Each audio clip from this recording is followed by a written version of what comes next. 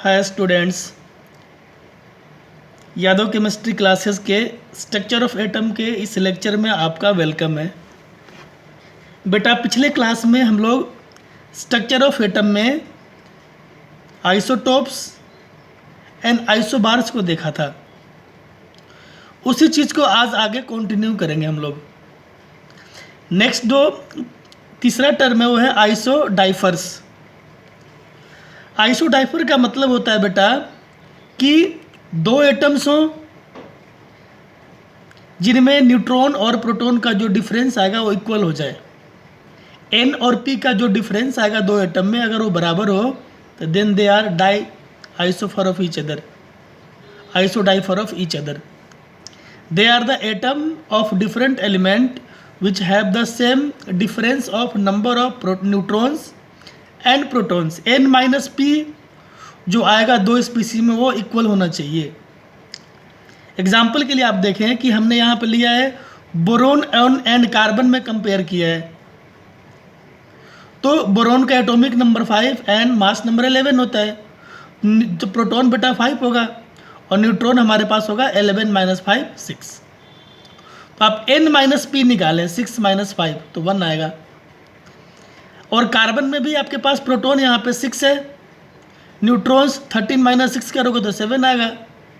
पर जब आप n माइनस पी निकालेंगे, न्यूट्रॉन्स माइनस प्रोटॉन्स, तो यहाँ भी 1 आएगा। तो दोनों स्पीसी एक दूसरे के आइसोडाइफर्स बन गए।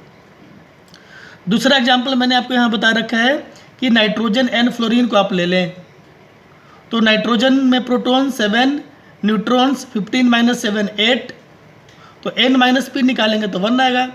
और आप फ्लोरीन में भी चेक कर ले तो 1 ही आएगा। It means nitrogen and fluorine are isodiapher whereas carbon and boron are isodiaphers. तो आइसोडाइफर का मतलब ये होता है कि दो एटम के अंदर न्यूट्रॉन और प्रोटॉन का जो डिफरेंस आएगा दैट मस्ट बी इक्वल। अब अगला हमारे पास है बेटा आइसोटोन्स। आइसो मतलब सेम, टोन्स का मतलब यहाँ पे है न्यूट्रॉन्स का नंबर, इसलिए इसको हम लोग आइसो न्यूट्रॉनिक्स भी बोलते हैं या आइसोटोनिक बोलते हैं। दो एटम के अंदर न्यूट्रॉन का नंबर इक्वल होना चाहिए। They are the atoms of different elements which have the same number of neutrons. Example के लिए आप देखें, यहाँ पे पहला एग्जाम्पल मैंने समझाया है कि ये हाइड्रोजन का आइसोटोप है tritium, atomic number 1 and mass number 3। And यहाँ पे मैंने हीलियम को लिया, एटॉमिक नंबर 2, मास नंबर 4। तो जब आप इसमें न्यूट्रॉन्स निकालेंगे तो 3 माइनस 1 होगा, 2 आएगा। जबकि यहाँ पे जो न्यूट्रॉन्स होगा mass number minus atomic number, यहाँ भी 4 माइनस 2 2 ही आएगा। दोनों में न्यूट्रॉन्स का नंबर इक्वल है and that's why they are isotones और iso neutronics. In the similar manner second example is potassium and calcium. In potassium, the number of neutrons are 39 minus 19, 20, and in calcium, the number of protons are 40 minus 20, 20. So both have the equal number of neutrons, and that's why they are isoneutronics या isotones भी आप बोल सकते हैं। अगला हमारे पास जो बेटा टर्म है वो है आइसोस्टर्स। ये बड़ा अनकॉमन सा वर्ड है। आइसोस्टर्स का मतलब होता है कि दो मॉलिक्यूल्स में एटम्स भी बराबर हों और इलेक्ट्रॉन्स भी बराबर हों। दो कंडीशन होते हैं कि दो मॉलिक्यूल्स हों, उसमें एटम का नंबर भी इक्वल हो और इलेक्ट्रॉन्स भी इक्वल हो, then they are isosteres of each other. They are the molecules which have the same number of atoms and electrons. जैसे आप एग्जाम्पल के लिए देखें, कार्बन डाइऑक्साइड एंड N2O, ये लाफिंग गैस होता है। तो बेटा कार्बन डाइऑक्साइड के अंदर एटम्स हैं 1 + 2 3 एटम्स हैं, और N2O में भी 2 + 1 3 एटम्स हैं। तो एटम तो बराबर हो गया। अब हमें इलेक्ट्रॉन्स चेक करने हैं, इलेक्ट्रॉन भी बराबर होना चाहिए। तो CO2 में जब आप टोटल इलेक्ट्रॉन्स निकालेंगे तो एटॉमिक नंबर को ऐड करेंगे। कार्बन का एटॉमिक नंबर 6 प्लस ऑक्सीजन का 8 होता है। वैसे वैसे 2 ऑक्सीजन से है तो 8 2 जा 16, हमने ऐड कर दिया 22 आ गया। एंड N2O में आप अगर इलेक्ट्रॉन्स निकालेंगे तो नाइट्रोजन का एटॉमिक नंबर 7, तो 7 2 जा 14 प्लस ऑक्सीजन का 8, यहाँ भी 22 आएगा। तो both species have the same number of atoms as well as same number of electrons and that's why they are isosteres. आप यहाँ भी देखें calcium oxide and potassium fluoride दिया हुआ है, 2 एटम यहाँ पे 2 एटम यहाँ पे। इलेक्ट्रॉन्स की जहाँ तक बात है तो कैल्शियम का एटॉमिक नंबर 20 प्लस ऑक्सीजन का 8, 28 हो गया है। एंड केएफ में भी आप अगर आप ऐड करते हैं इलेक्ट्रॉन्स को तो 28 आएगा, क्योंकि इसका होता है फ्लोरीन का 9 और पोटेशियम का 19, तो ऐड करेंगे तो 28। So they are also the isosteres of each other. अब बेटा हमारे पास जो नेक्स्ट टर्म है वो है आइसो इलेक्ट्रॉनिक। सबसे इंपॉर्टेंट है आइसो इलेक्ट्रॉनिक। आइसो का मतलब सेम और इलेक्ट्रॉनिक का मतलब नंबर ऑफ इलेक्ट्रॉन्स। 2 स्पीसी में वो चाहे एटम्स हो या मॉलिक्यूल्स हो या आयंस हो, अगर इलेक्ट्रॉन का नंबर बराबर आता हो तो they are iso electronic of each other. Very important. तो they are the atoms, molecules और ions which have the same number of electrons. जैसे पहला एग्जाम्पल मैंने इसमें लिया है Cl माइनस एन आर्गन का। तो Cl माइनस में बेटा इलेक्ट्रॉन्स आप निकालेंगे तो क्लोरीन का एटॉमिक नंबर 17 होता है, और एक नेगेटिव का मतलब एक इलेक्ट्रॉन इसने गेन किया तो 18 हो गया, और आर्गन में ऑलरेडी 18 ही होता है, एटॉमिक नंबर 18। तो both are the isoelectronics. Second example आपके पास हमने लिया है मॉलिक्यूल्स का, वाटर एंड अमोनिया। तो वाटर में इलेक्ट्रॉन्स निकालेंगे तो 2 हाइड्रोजन के लिए 2 और ऑक्सीजन का एटॉमिक नंबर 8 होता है, एटॉमिक नंबर के बराबर इलेक्ट्रॉन्स होते हैं, तो 8 + 2 10 हो गया। अमोनिया में बेटा नाइट्रोजन का एटॉमिक नंबर 7 और 3 हाइड्रोजन के लिए 3, तो यहाँ भी 10 हो गया। तो both have equal electrons and that's why they are isoelectronics. Third example देखिए आप, BF3 and SO2, boron trifluoride and sulphur dioxide. तो यहाँ भी आप चेक करेंगे तो बोरोन का एटॉमिक नंबर 5 और फ्लोरीन का 9 होता है, तो 9 3 जा 27, ऐड कर दें 32 आएगा। एंड SO2 में, SO2 की अगर बात करते हैं तो आपके पास क्या आने वाला है, यहाँ पे आप अगर चेक करेंगे तो सल्फर का 16 एंड ऑक्सीजन 2 हैं, तो 8 2 जा 16 32। So they are also iso electronic. तो ये हमारे पास सारे इंपॉर्टेंट टर्म्स थे जिसको हमें ध्यान में रखना है, और उसके बाद इसके क्वेश्चंस बनेंगे। अब अगला टॉपिक जो हमारे पास है वो है इलेक्ट्रोमैग्नेटिक वेव, EM वेव्स, या उसी को बोलते हैं रेडिएंट एनर्जी। ये बिल्कुल थ्योरेटिकल पार्ट है, तो इसको आप केयरफुली देखेंगे यहाँ से।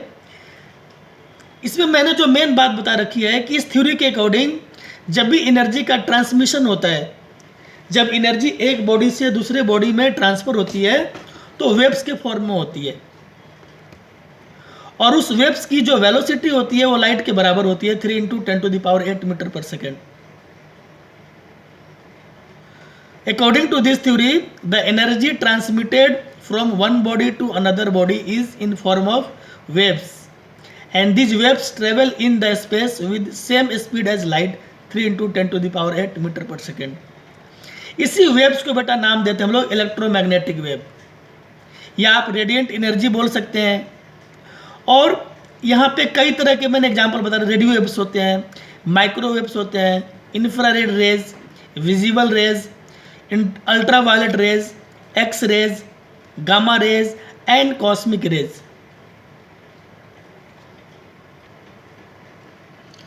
अब हमारे पास कहता है कि the radiant energy do not need any medium for propagation. इस एनर्जी का ट्रांसमिशन के लिए किसी मीडियम की रिक्वायरमेंट कोई इसेंशियल नहीं होती। The radiant energy have electric and magnetic field and travel at right angle to this field. अब ये सारी बातें बेटा आपको एक डायग्राम के थ्रू समझ में आएगी कि कैसे वेव का प्रोपागेशन होगा और उनके कितने होंगे वेवलेंथ्स। यहाँ मैंने आपको डायग्राम के थ्रू बता रखा है कि the upper most point of the wave is called crest and the lower most portion is called trough. Crest and trough आपको इस डायग्राम में आपको समझ में। यहाँ पे मैंने बेटा जो डायग्राम बनाया है वो इस डायरेक्शन में मैंने बताया है वाइब्रेटिंग सोर्स, और ये वेव्स का प्रोपगेशन ऐसे हो रहा है, ये वेव्स जा रहा है इस फॉर्म में, ये डायरेक्शन ऑफ प्रोपगेशन हो गया। तो जो आप सबसे टॉप पॉइंट देख रहे हैं, ये वाला पॉइंट, उसको हम लोग क्रेस्ट नाम देते हैं, और जो नीचे वाला पार्ट है उसको ट्रफ बोलते हैं। और ये जो डिस्टेंस आप देख रहे हैं, हाइट, इसको एम्पलीट्यूड, इसको भी एम्पलीट्यूड बोलते हैं। तो इसमें कई सारे टर्म्स आएंगे जिसको हम लोग इसमें डिफाइन करेंगे। तो अब जो मेन पॉइंट्स हैं, जो टर्म्स है इसमें, पहला आपके पास है सम इंपॉर्टेंट टर्म्स में वेवलेंथ। वेवलेंथ का मतलब होता है बेटा, डायग्राम में देखें आप, कि दो क्रेस्ट के बीच का डिस्टेंस, दो रेगुलर या दो पास वाले जो क्रेस्ट होंगे उनके बीच का डिस्टेंस वेवलेंथ होता है, या दो ट्रफ भी आप बोल सकते हैं, क्लोजेस्ट वाले। तो वेवलेंथ एक तरह का लेंथ है जो दो नियरेस्ट क्रेस्ट या दो नियरेस्ट ट्रफ के बीच का डिस्टेंस होता है। इसको आप मीटर में, सेंटीमीटर में, एंगस्ट्रम में, कई सारे यूनिट में आप मेजर कर सकते हैं। तो वेवलेंथ को लैम्डा से लिखते होते हैं। It is the define as the distance between two nearest crest, पास वाले, और trough. It is measure in term of A, term of angstrom बोलते हैं। ए नॉट लिखा हुआ है ऊपर, एंगस्ट्रम, या पिकोमीटर में आप ले सकते हैं, नैनोमीटर में ले सकते हैं, सेंटीमीटर में ले सकते हैं, या मीटर में ले सकते हैं। और ये बेटा रिलेशन होता है कि 1 एंगस्ट्रम में 10⁻⁻10 मीटर, 1 पिकोमीटर में 10⁻⁻12 मीटर, 1 नैनोमीटर में 10⁻⁻9 मीटर, और 1 सेंटीमीटर में आपको पता है कि 10⁻⁻2 मीटर होता है। अब अगला जो हमारे पास इसका टर्म है वो है वेव नंबर। वेव नंबर बेटा लैम्बडा का रेसिप्रोकल होता है, उल्टा होता है। इसको हम लोग न्यू बार पढ़ेंगे, new bar. It is the reciprocal of the wavelength, that is number of waves present in 1 centimetre. 1 centimetre में कितने वेव्स होंगे, that is the wave number. तो न्यू बार इक्वल टू 1/लैम्बडा, और जाहिर सी बात है इसकी जो यूनिट होगी वो लैम्बडा का इन्वर्स होगा। तो सेंटीमीटर इन्वर्स भी ले सकते हैं, या मीटर इन्वर्स भी आप ले सकते हैं। अब अगला हमारे पास टर्म है फ्रीक्वेंसी, जिसको न्यू से लिखते हैं। Frequency of wave is defined as number of waves which pass through a point in 1 second. 1 second में एक पर्टिकुलर पॉइंट से जितने वेव्स क्रॉस करेंगे that is frequency, and it is represented by nu. और इसका यूनिट होता है hertz में, इसको मेजर करते होते हैं, या सीपीएस, साइकिल पर सेकेंड में इसको मेजर करते हैं हम लोग। अब नेक्स्ट जो हमारे पास टर्म है वो है टाइम पीरियड। टाइम पीरियड को टी से डिफाइन करते हैं, टी से रिप्रेजेंट करते हैं। Time taken by wave to pass through 1 point. एक पॉइंट को क्रॉस करने में जो वेव्स टाइम लेगा that is the time period. T से लिखेंगे तो टी 1/न्यू। और वेलोसिटी को जब डिफाइन करते हैं तो वेलोसिटी को सी से डिनोट करेंगे। Velocity of a wave is define as distance cover by wave in 1 second. 1 second में वेव जितना डिस्टेंस ट्रेवल करेगा दैट इज वेलोसिटी, यानी C equal to λ/t। Lambda is the wavelength, T is the time period. और इसी को आप change करेंगे तो 1/t न्यू होता है, तो सी बराबर आप लैम्डा न्यू या न्यू लैम्डा भी लिख सकते हैं, सी बराबर न्यू लैम्डा। तो ये सारे फॉर्मूला आपको न्यूमेरिकल बनाने के काम आएंगे। C is constant, that is frequency is inversely proportional to lambda. Frequency और लैम्डा में एंटी का रिलेशन होता है। और नेक्स्ट हमारे पास टर्म है एम्पलीट्यूड। ये बेटा जो आपने ग्राफ देखा था, जो मैंने बताया था कि जो डेप्थ है या जो हाइट है, the amplitude of wave is define as the height of crust. Crust वाला हाइट, नहीं तो ट्रफ वाला जो डेप्थ होगा दैट इज कॉल्ड एम्पलीट्यूड। और न्यू बराबर सी/λ, सी न्यू बार। तो ये फॉर्मूला आपके पास काम आएगा न्यूमेरिकल बनाने में। तो ये सारे इंपॉर्टेंट टर्म थे। और लास्ट में जो हमारे पास है वो है इलेक्ट्रोमैग्नेटिक स्पेक्ट्रम। इलेक्ट्रोमैग्नेटिक स्पेक्ट्रम या ईएम स्पेक्ट्रम का मतलब होता है कि जो आपको अलग अलग वेव्स मिलेंगे, उनकी जो वेवलेंथ होगी, उनकी जो एनर्जी होगी, उसका एक डिक्रीजिंग या इंक्रीजिंग ऑर्डर में अरेंजमेंट शो कर दें, then that is called electromagnetic spectrum. The arrangement obtained by arranging various type of electromagnetic waves in order of their increasing frequency या डिक्रीजिंग वेवलेंथ, क्योंकि दोनों में एंटी का रिलेशन होता है। जब वेव्स को उसके फ्रीक्वेंसी या वेवलेंथ के अकॉर्डिंग अरेंज करेंगे तो जो स्पेक्ट्रम ऑब्टेंड होगा that is the electromagnetic spectrum.